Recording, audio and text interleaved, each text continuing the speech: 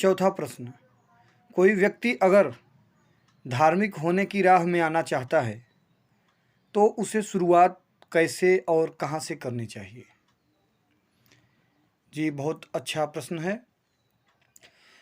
देखिए, अगर हमें शुरुआत करनी है, एक अच्छी शुरुआत करने की आवश्यकता अगर है तो वह है रसोई से शुरुआत करने की।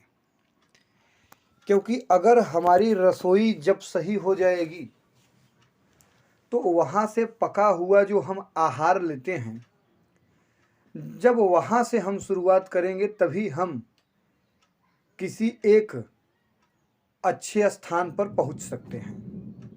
लेकिन अगर आहार शुद्ध नहीं होगा तो हम घर में ठाकुर जी की प्रतिमा ले आकर के, मूर्ति ले आकर के, या गंगा स्नान करके, या भजन कीर्तन यज्ञ में अगर सीधे प्रवेश लेते हैं तो वह शुद्धिकरण पूर्ण शुद्धि नहीं मानी जाएगी, क्योंकि हमारा मन और विचार व्याकुल होगा। छांदोग्य का एक सूत्र है, आहार शुद्धौ सत्व शुद्धि, सत्व शुद्धो स्मृतेर ध्रुवाः। जब आहार में शुद्धि होगी, आहार हमारा शुद्ध होगा तो उससे सत्व की शुद्धि होगी। सत्व की शुद्धि से तात्पर्य है हमारे विचार से, हमारे हृदय की शुद्धता से और हमारे मन की शुद्धता से। क्योंकि अगर हम आहार ही ऐसा लेते हैं कि जिसमें शुद्धिकरण नहीं है, जो हिंसा युक्त है, तो ऐसे आहार से हमारा व्यवहार भी हिंसक होगा और हिंसक व्यवहार कभी भी अच्छा नहीं हो सकता। क्योंकि अच्छा का मतलब यह है कि जिसके लिए हमारे मन में भी किसी भी प्रकार की क्षोभ न उत्पन्न हो, पीड़ा न हो और किसी अन्य व्यक्ति को भी कोई तकलीफ न हो। तो शुरुआत अगर करना है तो सबसे पहली शुरुआत हम रसोई से कर सकते हैं। और जब सत्व की शुद्धि होगी, मन की शुद्धि होगी, आत्मा की शुद्धि होगी, स्मृतेर शुद्धो, स्मृति की शुद्धि होगी, और जब हमारा स्मृति अच्छी होगा, जब हमारी स्मृति अच्छी होगी तो सब कुछ अच्छा ही होगा। तो सबसे पहली शुरुआत रसोई से, और रसोई का जो अधिकार है वह हमारी माताओं बहनों का ही है। तो उनसे निवेदन है कि कृपया आप सब रसोई को शुद्ध रखें। रसोई का शुद्ध होना बहुत ही ज़्यादा आवश्यक है। शुद्धता हो, पवित्रता हो, और वहाँ पर जो आहार प्रसाद तैयार हो वो प्रेम से तैयार हो, जबरदस्ती का ड्यूटी पूरा न हो, उसमें भाव हो। जैसे हम साधना करते हैं, पूजन करते हैं, यजन करते हैं, इसी प्रकार से हमें पकाना, भोजन पकाना भी एक साधना है, एक यजन है, यज्ञ है। हमें उस भाव से भोजन पकाना है कि इसे हम ठाकुर जी को भोग लगाएंगे और ठाकुर जी के लिए बना रहे हैं, और उसके बाद उस भोजन को हम प्रसाद रूप में ग्रहण करेंगे। ऐसा मन में कभी भाव न लाएं कि ये हम अपने या किसी व्यक्ति के लिए पका रहे हैं, बना रहे हैं।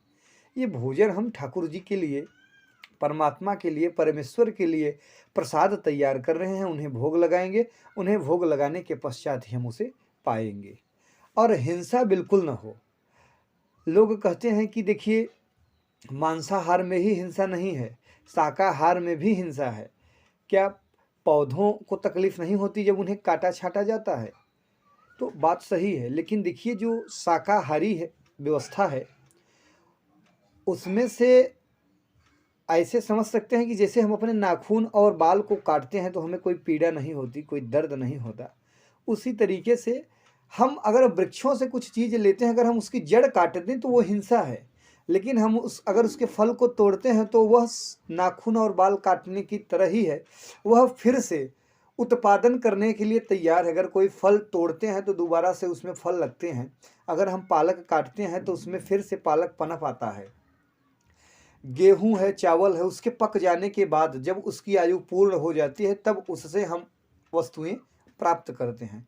लेकिन आप किसी जीवों को हिंसा करते हैं तो वह फिर किसी उत्पादन और उत्पत्ति के लायक नहीं रह जाता है।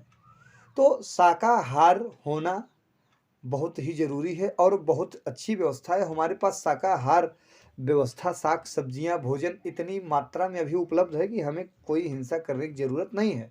हाँ, एक समय था, देश काल परिस्थिति के हिसाब से एक समय ऐसा भी था जब पशुओं की हिंसा करनी पड़ती थी, लेकिन आज के समय में ऐसी व्यवस्था नहीं है, क्योंकि जो धर्म है वह देश काल परिस्थिति के हिसाब से बदलता रहता है। धर्म लचीलापन लिए हुए है, कोई उसमें जड़त तो नहीं है।